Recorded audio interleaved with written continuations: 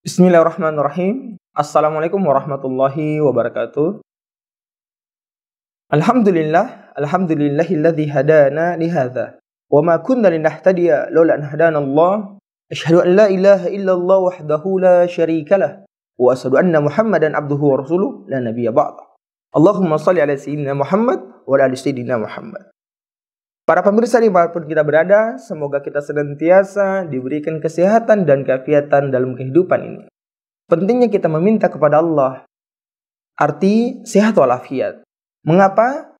Dengan sehat walafiat kita akan mudah melaksanakan perintah Allah, menjauhi larangan Allah. Banyak orang dalam kehidupan ini diberikan kesehatan, belum tentu mendapatkan keafiatan. Afiat adalah sehatnya mampu ia gunakan untuk senantiasa dekat kepada Allah, untuk senantiasa bertakarrub kepada Allah, untuk senantiasa sujud di hadapan Allah Subhanahu wa taala. Maka semoga kita semua diberikan kesehatan yang disertai dengan keafiatan. Amin ya rabbal alamin. Tak terasa puasa kita sudah masuk di pertengahan. Semoga pula ibadah puasa kita diterima di sisi Allah Subhanahu wa taala.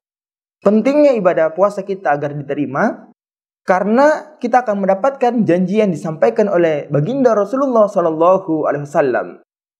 Apa kata Rasulullah? Man shoma Ramadhana imanan wa ihtisaban, ghufir lahu ma taqaddama min dhanbi.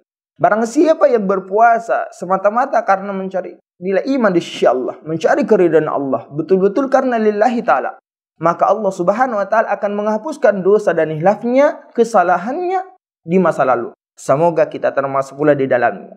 Pada kesempatan kali ini, para pemirsa yang insyaallah dan senantiasa dimuliakan Allah Subhanahu wa taala, kita akan membahas tentang satu ayat dalam Quran yang Allah Subhanahu wa taala berikan kepada kita sebagai bentuk pendidikan tarbiyah untuk menjadikan kita lebih berhati-hati dalam kehidupan, untuk menjadikan kita lebih istiqomah dalam amal ibadah. Apa itu? Dalam Quran surah An-Nahl ayat 96. Di sini Allah Subhanahu wa taala ingin memberikan kita satu nasihat yang amat berharga. Pada kesempatan kali ini saya rangkum dengan 3 pesan singkat dari pesan An-Nahl ayat 96. Bismillahirrahmanirrahim. Allah Subhanahu wa taala berfirman, "Ma indakum yanfadu wa ma indallahi baq. Wa lanajziyanna alladhina sabaru ajrahum bi ahsani ma kanu ya'malun." Shadaqallahul azim. Artinya, apa yang ada di sisi kalian akan lenyap dan musnah. Apa yang kekal hanya ada di sisi Allah.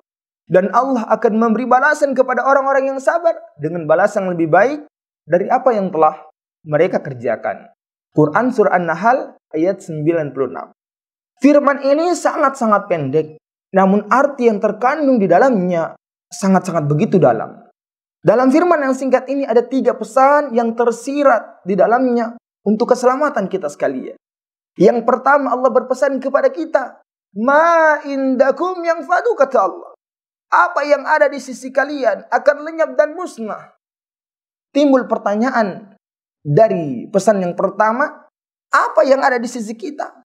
Mulai dari ketampanan kita, kegagahan kita, kecantikan kita, keglowingan kita.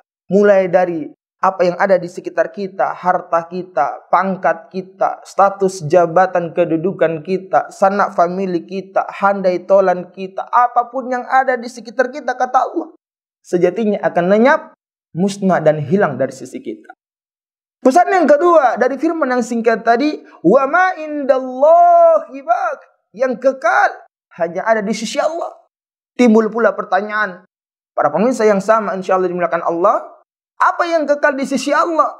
Ternyata itulah yang selama ini kita laksanakan dan semoga kita terus diistiqomahkan.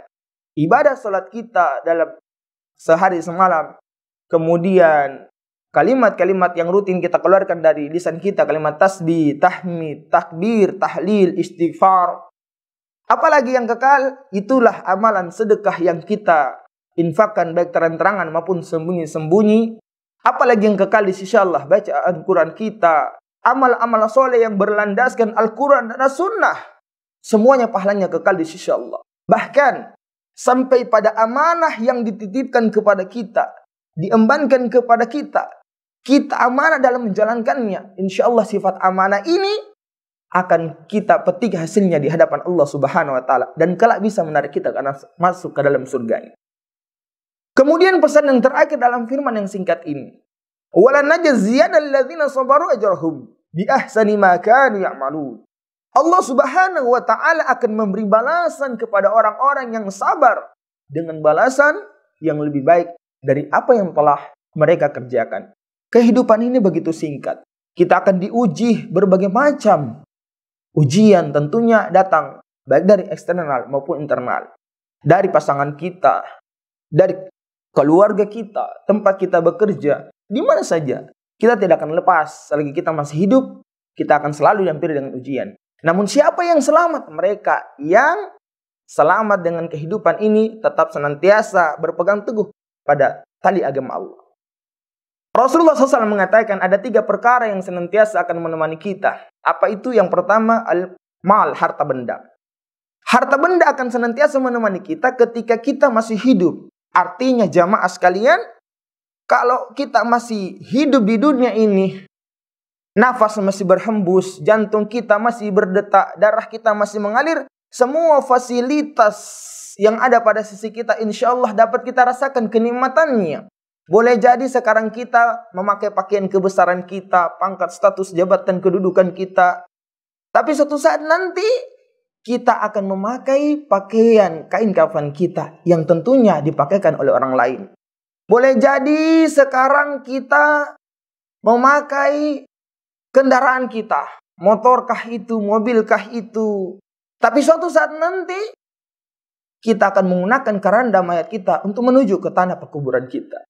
Sekarang kita boleh jadi tinggal di rumah baru kita bertingkat, ber-AC, full perabotan dan lain sebagainya. Tapi suatu saat nanti kita akan berpindah ke rumah baru kita yang memiliki pintu namun tidak memiliki jendela. Itulah kuburan kita. Yang pada hakikatnya semua akan terputus ketika malaikat sakratul maut berdiri di samping kita untuk mencabut nyawa kita. Yang kedua, kata Rasulullah, yang senantiasa akan menemani kita ahluhu, keluarga kita. Istri kita, anak-anak kita, sanak famili kita, handetolan kita, bawahan atasan, karib kerabat kita, senantiasa akan menemani kita hanya sampai ke tanah pekuburan. Secinta mati sang istri kepada kita, sesayang-sayangnya anak kepada kedua orang tuanya, setia-setia sang bawahan terhadap atasannya, tidak akan pernah mau menemani kita dan ia masuk liang kubur. Tidak akan pernah mau. Yang terakhir, yang senantiasa akan menemani kita yaitu amal soleh. Inilah yang akan kelak menemani kita.